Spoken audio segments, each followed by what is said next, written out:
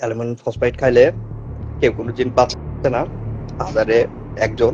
আমার যারা শুভাকাঙ্ক্ষী আছে তাদের আমি জানাই যে আপনারা আমার ট্রিটমেন্ট নেওয়ার দরকার নাই, কারণ অ্যালুমিনিয়াম ফসফেট খাইলে কেউ কোনোদিন বাঁচে না। আর আমি সবকিছু জানি, যেহেতু আমি মেডিকেল সাইডে স্টাডি করছি, ছোটখাটো ডিপ্লোমা করা আছে। আমি আসলে চাচ্ছি যে মূলত আল্লাহ তাআলা আমাকে অনেক অর্থ সম্পদ সব দিয়েছে, বিজনেসও অনেক ডেভেলপ করছি, বাট আমি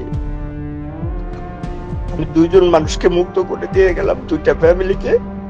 একটা হচ্ছে আমার ওয়াইফের ফ্যামিলি, প্লাস আমার বাবা, দুইটা ফ্যামিলিকে মুক্ত করে চলে গেলাম। আমার এক ভাতিজা আমাকে বলল যে বলো আব্বু এরকম যে রাসেল মানে লাইফে যা গ্যাস ট্যাবলেট খাচ্ছে, আত্মহত্যা করবে।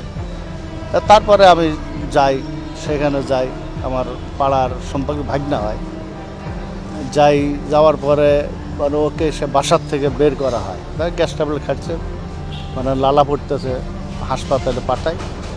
সেখান থেকে আবার মানে বগুড়ায় নিয়ে আসে, ওই হাসপাতাল তাৎক্ষণিকই বগুড়া পাঠায়।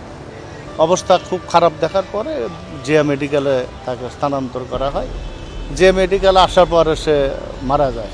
মানে আসলে পারিবারিক হয়তো বা কোনো ঝামেলার কারণে এখন তাদের ফ্যামিলির ব্যক্তিগত ব্যাপার। আমার ছোট ভাই, মামাতো ভাই, তো আমি লাইভ দেখে মনে করেন যে আমার ছোট ভাইদের বললাম যে তোমরা একটু ওখানে যাও, ওকে বের করো। তো বের করে মেডিকেল নিয়ে আসা মানে নিয়ে ভর্তি করার পরেই ও মারা গেছে। আসলে ওর ওয়াইফের সঙ্গেই ঝামেলা নাকি আপনার ওর বাপ মায়ের সঙ্গেই ঝামেলা, এটা আমরা ক্লিয়ার কেউ ভাই জানি না। এখন আপনাকে মানে একটা বলবো, এই মন্তব্যটা করা সম্ভব না ভাই। আসলে রাসেল, আমি যে মার্কেটে ব্যবসা করি সেও সেই মার্কেটে ব্যবসা করে। আমার মার্কেটের সভাপতি আমি, ও ছিল হলো জয়েন্ট সেক্রেটারি। আজ সকালে আমি যখন বাজারে ঢুকি, আমি যেখানে আমার মোটরসাইকেল রাখি তার পিছনেই তার বাসা। আমি জানি না যে তার বাসা। মোটরসাইকেল রেখে আমি যখন আপনি বাজারে ঢুকতেছি, ওই সময় বাসার দিকে ঢুকতেছে, আমি পরে জানতে পারলাম তার বাসাটা ওই দিকে।